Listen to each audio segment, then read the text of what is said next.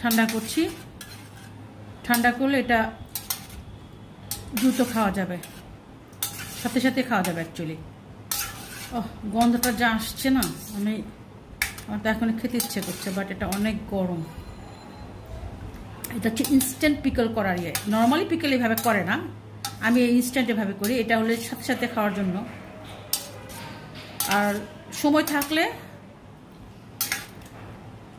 থাকলে এভাবে ওই জাল দিয়ে গরম ইয়াটার কী বলে এটাকে, ওই লিকুইডটার মধ্যে সিরকার পানি, ওটার মধ্যে শসাটা কাঁচামরিচটা দিয়ে নামায় ফেললেই হবে। পরে ধীরে ধীরে ওটা 3-4 দিন পরে ওটা একদম খাওয়ার যোগ্য হয়ে যায়। ফ্রিজে রেখে দিলে সুন্দর হয়।